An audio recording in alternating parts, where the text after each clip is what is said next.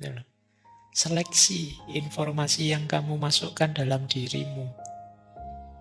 Mana yang penting, berguna, bermanfaat, itu yang kamu ambil. Yang tidak ada gunanya, sisihkan saja, singkirkan saja.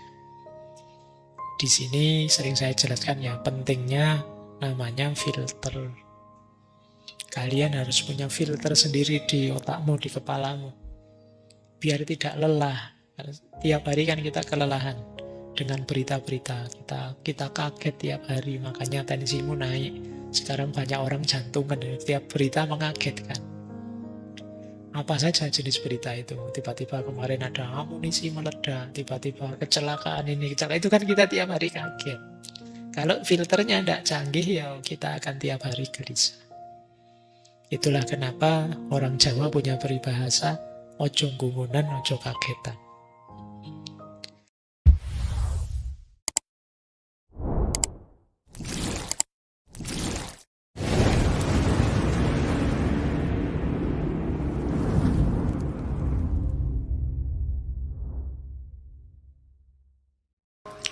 Assalamualaikum warahmatullahi wabarakatuh. Bismillah, kita lanjutkan. Ada beberapa quotes yang menarik. Ini sindiran keras dari Said.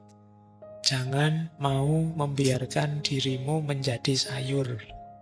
Istilahnya menarik ya, kamu kayak sayuran. Sayuran itu apa? Menyerap apa saja yang dekat dengan dirinya.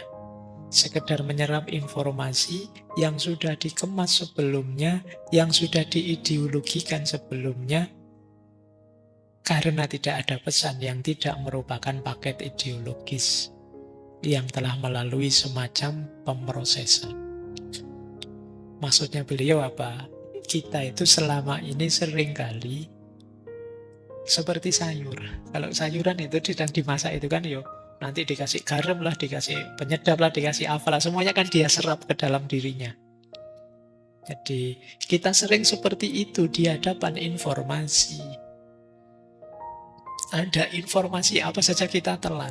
Ada berita apa saja kita telan. Tanpa kita uji, tanpa kita cek gunanya, manfaatnya apa buat kita, ideologi apa di balik berita itu, kepentingan apa di balik yang ngirim berita, siapa yang ngirim, ada kebutuhan, keperluan apa kok dia bikin berita seperti itu. Kita tidak pernah tanya sedetail itu. Pokoknya ada berita, kita baca, kita terima, kita telan, begitu saja. Kalau kita seperti itu, kita berarti manusia tipe sayuran. Jadi levelmu level kangkung, bayam, dan kawan-kawan. Jadi kamu dikasih apa saja kamu serap. Kamu tidak kritis. Padahal kata Said, berita apapun yang sampai kepadamu, di baliknya pasti ada ideologi, kepentingan yang membuat berita, kantor beritanya. Apakah itu kepentingan politik, ekonomi, sosial, budaya, pasti ada. Jangan hanya jadi sayuran. Seleksi informasi yang kamu masukkan dalam dirimu. Mana yang penting, berguna, bermanfaat, itu yang kamu ambil. Yang tidak ada gunanya, sisihkan saja, singkirkan saja. Di sini sering saya jelaskan ya, pentingnya namanya filter. Kalian harus punya filter sendiri di otakmu, di kepalamu. Biar tidak lelah. Tiap hari kan kita kelelahan dengan berita-berita. Kita kaget tiap hari, makanya tensimu naik. Sekarang banyak orang jantungan, tiap berita mengagetkan. Apa saja jenis berita itu? Tiba-tiba kemarin ada amunisi meledak, tiba-tiba kecelakaan ini, kecelakaan itu, kan kita tiap hari kaget. Kalau filternya tidak canggih, ya kita akan tiap hari gelisah. Itulah kenapa orang Jawa punya peribahasa, ojo gumunan, ojo kagetan. Ya, oke ya. Ini pesannya, quote ini simple. Jangan jadi sayuran yang pasif, hanya menerima saja. Terus, ini juga pesan untuk tidak pasrah saja. Lihatlah situasi sebagai satu kemungkinan, bukan sesuatu yang tidak terelakkan. Lihatlah situasi sebagai hasil dari serangkaian pilihan historis yang dibuat oleh pria dan wanita. Sebagai fakta masyarakat yang dibuat oleh manusia. Dan bukan sebagai sesuatu yang alami atau diberikan Tuhan. Sehingga tidak dapat diubah, permanen, dan tidak dapat diperbaiki lagi. Ini kadang-kadang jadi kelemahan kita umat beragama. Ada apa-apa yang terjadi disebutnya takdir. Ya tidak salah sih secara jauhnya, tapi kan tidak di situ poinnya. Jadi boleh kita menyebutnya takdir, tapi selanjutnya harus kita pahami ada ranah yang dalam kuasa kita. Kata Said, lebih enak kita menyebut yang terjadi itu adalah salah satu dari yang kemarin mungkin terjadi. Yang itu hasil pilihan-pilihan kita sebelumnya, pilihan-pilihan manusia sebelumnya, yang masih bisa diubah, masih bisa diulang, dikembalikan lagi. Karena kalau begitu kita state sebagai takdir yang final, yang tidak bisa diubah, maka kita akan diam, tidak ingin melakukan perubahan. Pak, mungkin memang kehendaknya Allah begitu, Pak. Ya selesai kalau kamu sudah tiba-tiba jujuk ke situ. Jadi masih ada ranah yang kita oleh Allah diberi kemampuan memilih. Jadi misalnya ya kayak ngaji ini, minggu depan enaknya libur apa tetap ngaji sesuai jadwal, itu kan kita bisa milih sebenarnya. Jadi yang terjadi dalam hidup kita saat ini itu salah satu kemungkinan dari kemarin yang masih mungkin. Jadi minggu depan itu bisa libur, bisa tetap masuk, bisa masuk setengah jam saja, bisa masuk 1 jam. Ini kan kemungkinan-kemungkinan. Tapi kita tetap milih minggu depan ngaji seperti biasa. Itu kan pilihan kita. Terus akan lahir situasi dari pilihan kita. Yang situasi itu sebenarnya kan karena semula pilihan kita sebenarnya masih bisa saja kalau kita ingin mengulang, mengubah. Bukan sesuatu yang tiba-tiba kita tegaskan ini final, tidak bisa diubah, sudah takdirnya Allah. Alasan takdir itu yang paling sering dipakai untuk orang yang tidak ingin melakukan apa-apa, biasanya. Nah ini penting ya, jadi perhatian kita. Baik, tadi tiba-tiba saya baca quote yang menarik dari buku beliau tentang Palestina. Ini menarik, ini untuk mengukur seberapa subversif dan liberal saya. Dia punya kalimat begini, I don't remember when exactly I read my first comic book, but I do remember exactly how liberated and subversive I felt as a result. Jadi saya tidak tahu apa teman-teman banyak yang suka baca komik seperti saya. Saya di rumah banyak komik. Sayangnya koleksinya banyak berkurang sekarang karena banyak yang minjem tidak balik. Iya. Nah, Edward Said bilang begini, saya lupa kapan pertama kali baca komik. Tapi saya ingat sensasinya. Begitu saya baca komik, saya merasa bebas, saya merasa subversif, jadi seorang pemberontak. Bukan apa-apa. Karena mungkin dalam budaya tertentu, baca komik itu kan sering dianggap sesuatu yang negatif. Baca kok komik, ngaji dong Quran. Nah, itu ada gambar-gambarnya lagi. Itu sudah. Nah, itu lah. Jadi dia merasa ketika dia baca komik itu, lupa komik apa, kapan bacanya. Tapi sensasinya masih saya ingat. Ketika diam-diam baca komik itu saya rasanya bebas, bahwa bebas dari aturan, kemudian saya rasanya subversif ini, saya kayak pemberontak. Jadi melakukan sesuatu yang secara normatif dianggap tabu, dilarang, itu dia merasakan sensasinya. Nah, saya tidak tahu kalau dalam hidupmu apa, tapi ada. Coba jangan sesuatu yang sudah jelas negatifnya ya. Cuma mau nyoba, saya ingin merasakan sensasi ya ojo. Yang jelas haram ya jangan. Cuma ini kan ada unsur artnya, seninya, komiknya, tapi di masyarakat beliau itu mungkin dianggap sesuatu yang negatif. Membaca ya buku atau ngaji Al-Quran, jangan komik. Nah, cuma beliau nabrak itu dan beliau merasa ternyata seasik ini ya jadi pemberontak, jadi orang yang merdeka. Nah, kalian boleh melakukannya hal tertentu yang mungkin ada efek positifnya. Misalnya, anak dosen bikin aturan aneh-aneh gitu, terus kamu ngetrik gimana caranya bisa nabrak aturan itu dan tidak ketahuan. Misalnya, wah, ini seperti ini rasanya jadi pemberontak yang bebas. Ini sebenarnya melanjutkan tadi loh, intelektual itu punya keberanian untuk nabrak konvensi-konvensi, norma-norma yang memang perlu dikritisi. Dengan segala resikonya, ya nanti kalau ketahuan bisa dihukum mungkin sama orang tuanya ketika baca komik dan lain sebagainya. Baik, saya masih bawa satu lagi, cuma ini akan kita lanjutkan bahas ini kapan-kapan di Edward Said. Ini berhubungan dengan orientalisme, berhubungan dengan Palestina, Israel.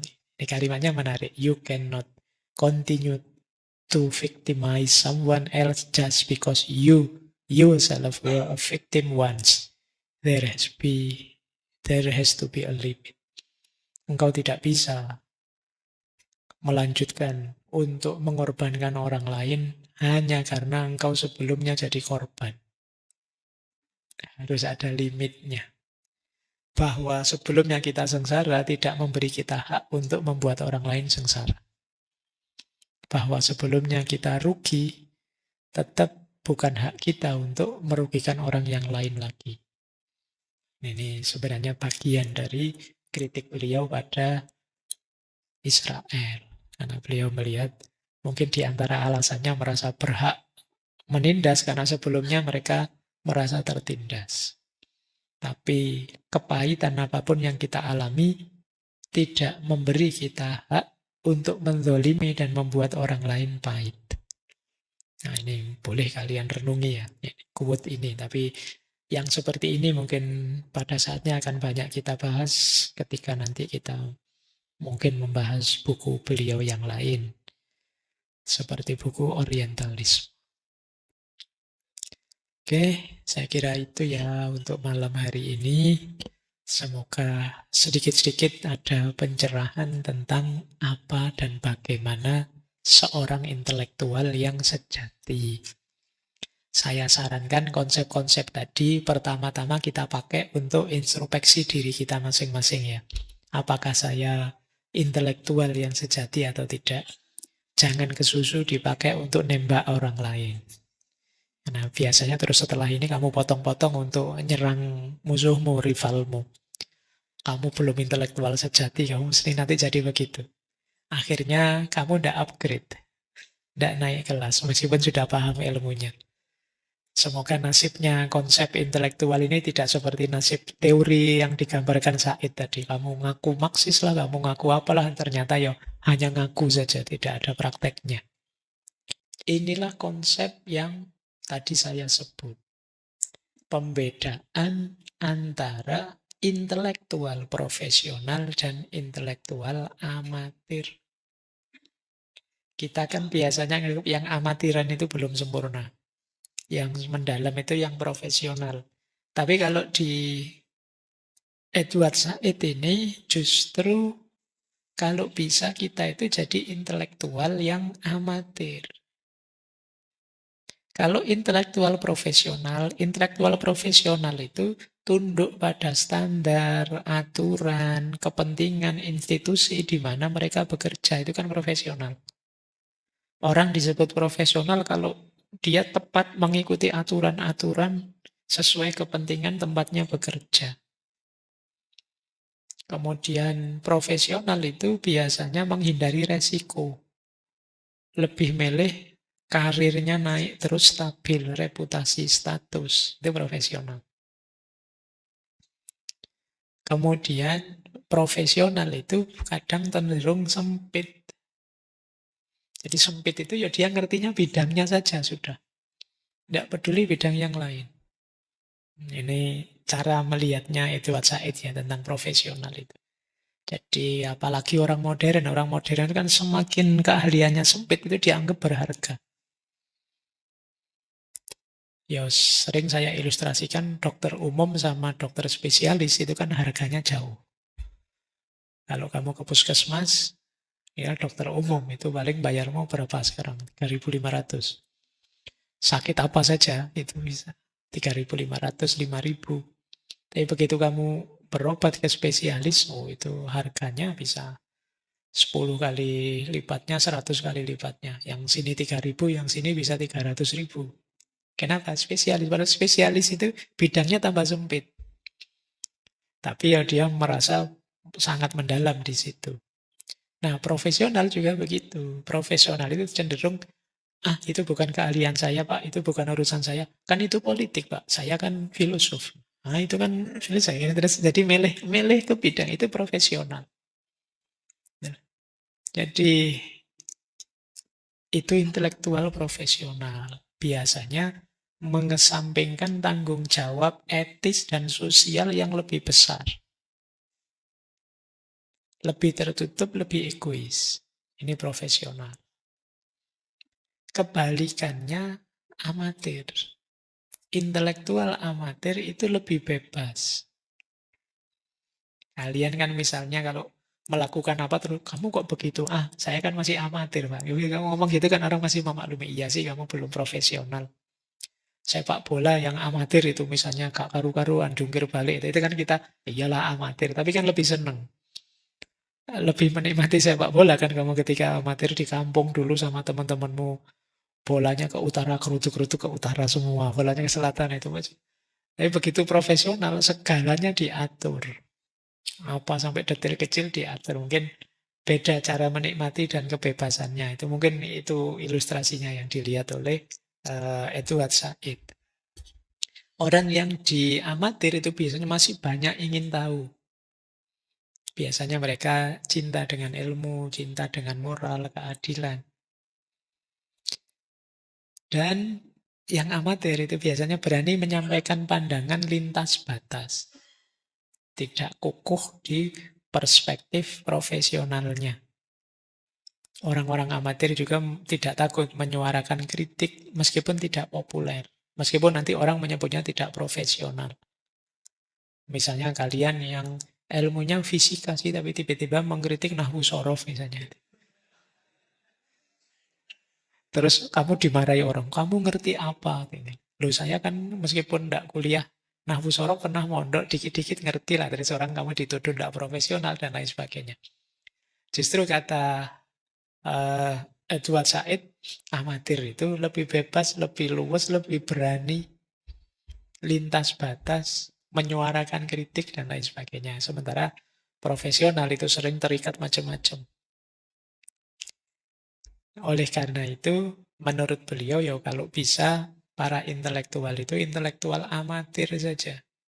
Jangan intelektual profesional. Mengapa begitu? Karena intelektual profesional itu kompromis dan pragmatis. Biasanya yang ingin nyari pragmatisnya saja. Pokoknya aturannya begitu ya begitu, itu gaya profesional. Saya tidak berani macam-macam karena sudah ada undang-undangnya seperti ini, aturannya seperti itu profesional. Yang kedua, kata Said, kadang-kadang intelektual profesional itu karena dia sudah nyaman, sudah enak di posisinya, mereka bisa menyensor dirinya sendiri agar tidak dikeluarkan dari lingkaran profesionalnya. Saya tahu ini salah. Tapi kalau saya sampaikan begitu saja, ini saya melawan banyak orang. Sudahlah, didiskon sedikitlah kebenarannya, tidak usah disampaikan semuanya. Ini menyensor dirinya sendiri. Ini khas intelektual profesional. Jadi bisa mengkompromikan kebenaran demi kepentingannya. Kemudian mengabaikan penderitaan orang banyak demi keuntungan pribadi. Makanya kadang-kadang ya kan sering kita lihat ada kasus-kasus itu, ya memang aturannya begitu. Dia kerjanya sih profesional, tapi apa enggak melihat? Ini loh nenek-nenek misalnya. Apa enggak kasihan? Dia miskin loh, enggak punya apa-apa. Masa ngambil kayu sedikit saja terus divonis. Tapi yo yang memvonis sih profesional. Undang-undangnya begitu, aturannya begitu.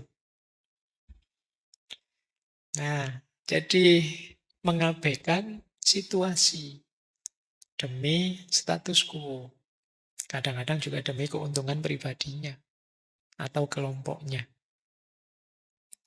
Ada lagi ciri keempat. Kata Said, para profesional itu biasanya kalau ngomong ruwet di level mereka. Jadi ya karena ilmunya mungkin dalam sekali, kita tidak paham dia ini ngomong apa. Kalau ditanya, oh kamu tidak level, kamu levelnya kan mesti begitu.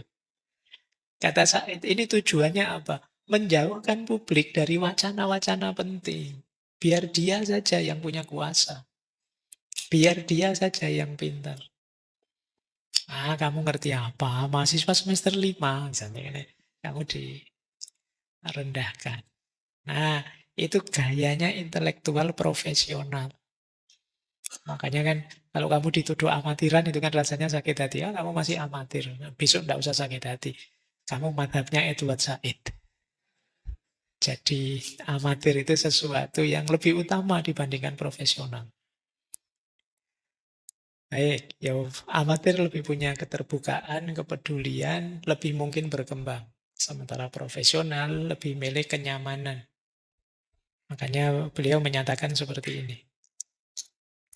Ancaman khusus bagi kaum intelektual saat ini, di barat maupun non-barat, itu bukan akademisi atau pegawai atau jurnalisme dan penerbitan yang komersial, tetapi sikap yang saya sebut profesionalisme. Yang saya maksud dengan profesionalisme adalah menganggap pekerjaan sebagai seorang intelektual sebagai sesuatu untuk mencari nafkah. Loh, kalau intelektual tadi diposisikan sebagai mencari uang, mencari nafkah, ya selesai. Kamu mikirnya gaji, nanti mau ngeritik macam-macam loh, nanti kalau gajinya dipotong di PHK. Karena kamu posisikan hanya sebagai mencari nafkah. Dari jam 9 sampai jam 5, satu mata melihat jam, yang satu melihat pekerjaan profesinya. Tidak berani goyang perahu, tidak berani menyimpang dari paradigma, dari batasan yang diterima, membuat dirinya tetap disenangi, tetap pantas, tidak berani kontroversial, tidak berani berpolitik, dan inginnya objektif terus. Ini gaya profesional yang dikritik oleh Edward Said. Jadi yang penting apa? Gajinya terjamin, nafkahnya tidak terpotong. Fokusnya ke sana akhirnya. Dan ini membahayakan untuk kategori intelektual. Karena intelektual punya tanggung jawab transformasi, emansipasi masyarakat. Kalau para intelektualnya hanya fokus pada keuntungan dirinya, kenyamanan dirinya, ya masyarakat akan stuck, bila perlu mundur. Ini PR ya untuk para intelektual. Semoga tidak profesional. Ini kalimatnya nggak enak ya. Semoga tidak profesional. Maksudnya menganggap intelektualitas itu sebagai profesi saja, sebagai pencari nafkah saja. Kata beliau, seorang intelektual ideal bukanlah fungsionaris. Fungsionaris itu ya yang melayani organisasinya saja. Atau orang yang mementingkan karirnya saja. Tapi orang yang pemikiran dan pekerjaannya dijiwai oleh rasa keadilan dan hasrat akan kebenaran. Ini untuk pengingat-ingat kalian ya, bahwa intelektual ideal itu kuncinya dua. Jiwanya, coraknya, keadilan dan kebenaran. Dia gelisah kapanpun, dimanapun, ketemu fenomena ketidakadilan dan ketidakbenaran. Dia ingin bergerak, membawa situasi tidak adil, tidak benar itu ke arah yang lebih adil dan lebih benar. Kalau jiwa kalian punya corak seperti itu, kalian berbakat jadi intelektual. Tapi kalau kalian ingin jadi fungsionaris saja atau mementingkan karir saja, seperti tadi ingin jadi sarjana saja, ya berarti memang Intelektual bukan ranahmu, bukan tipemu. Oke, kita lanjutkan. Ini 4 hal yang menggugurkan seorang intelektual dari status intelektualitasnya. Kata beliau, nothing disfigures the intellectual's public performance as much as, jadi tidak ada yang bisa menggugurkan performance seorang intelektual publik sebanyak 4 hal ini. Hati-hati kalian kalau melakukan 4 hal ini berarti kalian sudah bukan intelektual lagi. Yang pertama apa? Trimming. Trimming itu seperti tadi ya, menyesuaikan, menyensor pendapat sendiri demi kenyamanan atau keamanan pribadi. Kamu tahu itu salah tapi tidak berani ngomong itu salah. Kamu tahu yang benar seperti apa tapi kebenaran itu kamu simpan sendiri. Demi apa? Aman, Pak. Nyaman, Pak. Ini pertaruhan memang. Kalau kalian pemberani seorang intelektual, ya, jangan trimming. Sampaikan kebenaran itu. Balighu anni walau ayat. Ada hadis begitu ya. Sampaikan kebenaran dari Nabi meskipun 1 ayat. Qulil haqqo walau kana murrun. Atau kan ada ayat itu. Yang artinya berbuatlah adil meskipun terhadap dirimu maupun orang tuamu maupun kerabatmu. Jadi ini biar tidak trimming. Kalau iya, iya. Kalau tidak, tidak. Disampaikan. Yang kedua, careful silence. Diam saja untuk hati-hati. Loh, kamu kan tahu itu salah. Kamu kan tahu itu keliru. Enggak, Pak. Nanti biar enggak rame, Pak. Biar enggak kontroversi, Pak. Biar enggak gonjang-ganjing, Pak. Loh, kalau tanpa kontroversi, tanpa gonjang-ganjing, tanpa rame, ya enggak akan ada perubahan pada kebaikan atau kebenaran. Jadi, kalau memang kamu tahu, ya jangan diam saja. Sebaliknya, kalau tidak tahu, ya jangan nekat ngomong. Namanya ngawur. Bikin hoax itu ya tidak tahu ngomong, itu ngawur namanya. Pastikan kamu tahu kebenarannya dan sampaikan. Jadi itu variasi idealnya itu. Tidak boleh, tidak ngerti Pak saya kebenarannya gimana, saya sampaikan saja dulu lah Pak. Kan tren hari ini kan banyak begitu. Jadi tindakan komunikasi lebih didahulukan daripada makna komunikasi. Kamu tidak tahu itu penting apa tidak, yang penting ngomong dulu. Kamu tidak tahu hoax apa bukan, share saja dulu. Nanti kalau ketahuan hoax baru minta maaf misalnya. Nah, ini juga bukan intelektual namanya. Intelektual itu pastikan kita tahu kebenarannya, setelah itu sampaikan. Jangan diam saja. Jadi careful silent sesuatu yang negatif. Kemudian yang ketiga, ini menarik. Patriotic bluster. Patriotic bluster itu membanggakan nasionalisme secara berlebihan yang pada akhirnya jadi tidak kritis. Jadi, ya boleh sih kan ada peribahasa itu, right or wrong my country. Benar salah negaraku. Tapi kan sikap kita harusnya beda. Kalau memang salah, dibenarkan.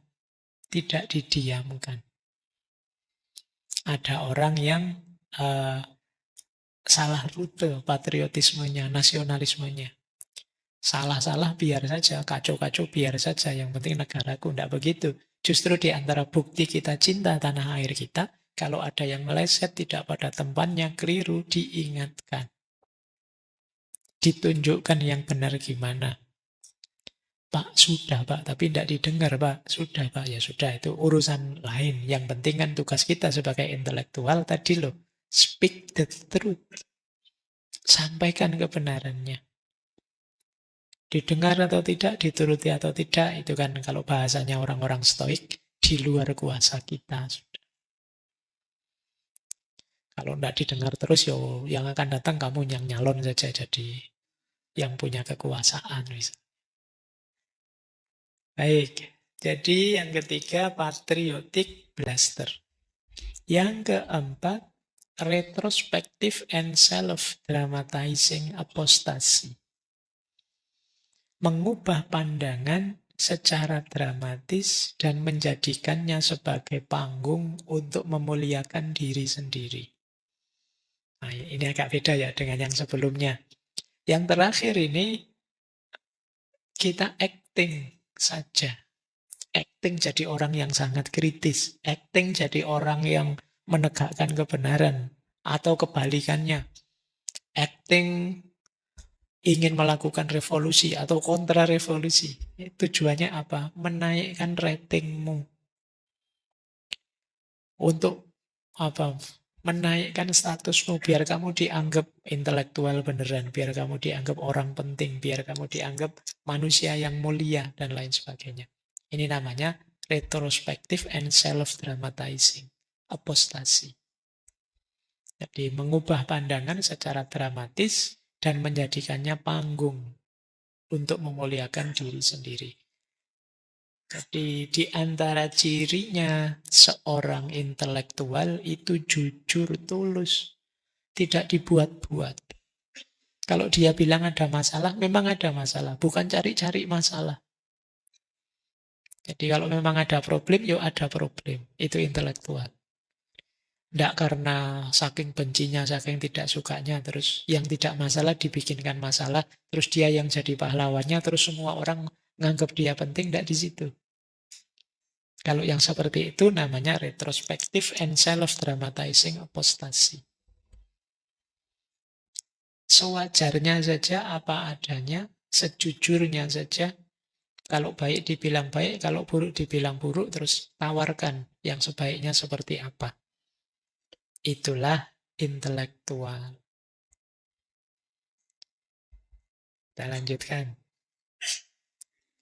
Ini konsepnya menarik juga. Beliau punya konsep intelektual sebagai eksil. Jadi eksil itu orang yang meninggalkan tanah airnya. Beliau juga ngalami begitu. Nah, di sini beliau mengkonsep eksil ini sebagai metafor. Intelektual itu karena gayanya seperti tadi, itu seringkali dia jadi asing. Terasing dari masyarakatnya. Orang menganggap dia aneh. Ini orang ini maunya apa sih? Kok beda sendiri? Jadi ini intelektual sebagai eksil. Kok aneh-aneh sih? Wong yang lain tidak apa-apa loh. Kok dia sendiri yang heboh? Misalnya ini. Terus dia jadi terasing. Dia jadi menyendiri. Pada akhirnya dia berposisi marginal. Tersisihkan. Tapi kata Edward Said, tidak apa-apa posisi marginal itu. Itulah pentingnya tadi loh kita menyebut mengambil jarak biar objektif. Disisihkan berarti kita akan terpinggirkan. Nah, setelah dipinggir kita bisa melihat yang tengah secara lebih objektif. Jadi di situ pentingnya posisi marginal. Tadi kan kita bilang, intelektual ya jangan terlibat terus dalam keseharian. Pentingnya posisi marginal. Harusnya dengan gaya seperti tadi, ngomong dengan berani, mana tidak adil, mana adil, menegaskan kezaliman dan lain sebagainya, itu mungkin kita secara otomatis dianggap orang aneh. Yang itu kemudian tersisihkan. Tapi justru dengan jarak kita bisa lebih objektif.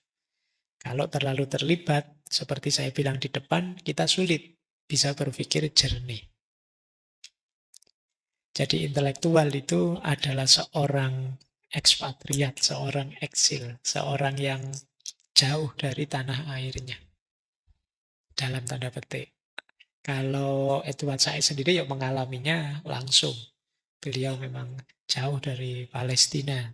tempat dia lahir. Tapi kata-kata ini dipakai untuk menjelaskan seorang intelektual yang tidak sepenuhnya diterima oleh masyarakatnya karena daya kritisnya. Sehingga dia diposisikan marginal. Tapi justru di posisi marginal itulah dia bisa membaca masyarakat secara lebih objektif. Bayangkan kalau intelektualnya sangat terlibat, misalnya akhirnya jadi RT, jadi RW, ikut kerja bakti misalnya, karena ya mungkin terus sibuk dengan kesehariannya, melupakan refleksi mendalamnya. Baik, jadi ini aktivitas-aktivitas, representasi-representasi seorang intelektual. Masih sanggup? Kelihatannya kok sudah pesimis. Iya, apa bisa Pak saya jadi intelektual ini. Tadi di awal semangat ya, didoakan jadi intelektual, amin. Gitu. Sekarang mulai ragu-ragu. Apa kuat ya Pak? Gitu. Ya kita lihat, ini ada beberapa dimensi yang berbeda dari pikiran-pikirannya Edward Said tentang ini tadi, intelektual. Ini menarik, ini ada hubungannya dengan mahasiswa. Kata beliau begini, teori yang diajarkan dengan tujuan membuat siswa percaya bahwa ia dapat menjadi seorang Marxis, seorang feminis, seorang afrosentris, atau seorang dekonstruktivis dengan usaha dan komitmen yang sama yang dibutuhkan dalam memilih item dari menu. Jadi teori diajarkan. Ini maksudnya Said gini loh. Mahasiswa-mahasiswa di kampus itu biasanya kan diajarkan teori-teori besar. Diajari Marxisme, feminisme, afrosentris. Kayak kita ngaji filsafat ini teori-teori besar diajarkan. Tapi harusnya teori-teori ini itu menjadi satu gerakan transformasi. Menjadi satu upaya transformatif dengan komitmen intelektual politik yang mendalam. Tapi di kampus-kampus, teori-teori ini seolah-olah diajarkan kayak orang milih menu di warung, di restoran. Kalian kan kadang setelah, wah saya Marxis saja deh Pak. Wah saya feminis Pak, saya kira kayak menu. Tapi yang ngomong dok. Itu loh. Kalian sudah merasa Marxis dengan ngerti teorinya Karl Marx. Kalian sudah merasa feminis dengan ngerti mungkin teorinya Simone de Beauvoir, teorinya siapa. Jadi kalian itu datang ke kampus, lihat kurikulum ada menu seolah-olah saya ini saja, saya itu saja. Kan? Kayak milih menu makanan. Padahal ini transformasi diri, transformasi sosial. Tidak bisa hanya diklaim lewat, saya sudah ngerti Pak, saya sudah paham Pak. Jadi ya bahasanya Edward Said kok cik gampang nih kamu ngaku Marxis, kamu ngaku feminis, kamu ngaku dekonstruktivis. Wong dekonstruksi wae ndak paham kamu. Jadi ini penyakitnya kampus, kata Edward Said. Banyak orang hanya membaca buku terus paham, merasa sudah menjalankan. Itu kayak kalian mungkin bikin konten tasawuf. Saya belakangan banyak sekali dikirimi konten-konten tasawuf itu. Wah, berteori macam-macam mulai tazkiyatun nafs sampai wahdatul wujud.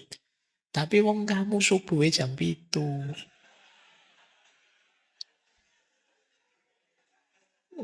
Lah ya gunanya apa teori-teori tasawuf kelas tinggimu? Bahwa kamu sudah paham, iya. Tapi kan itu teori tidak untuk dihafalkan, hanya dipahami. Dan paham saja tidak jaminan bahwa kamu sudah menjalankan. Padahal arahnya teori itu untuk dijalankan. Nah ini kritik beliau ya. Kadang-kadang kita itu merasa sudah padahal belum apa-apa. Kita baru baca buku manualnya mobil atau motor, tapi kita belum mengendarinya. Kayak sampean temennya beli motor, terus kamu pinjam bukunya, wis ngerti aku caranya motor, naik motor. Tapi kan kamu belum menaikinya beneran. Nah, di kampus juga begitu. Kita belanja teori, tapi kita tidak menjalankannya. Merasa kalau sudah paham, ya selesai. Baik, saya kira itu ya untuk malam hari ini. Kurang lebihnya mohon dimaafkan. Wallahul muwaffiq, wallahu a'lamu bissawab. Wassalamualaikum warahmatullahi wabarakatuh.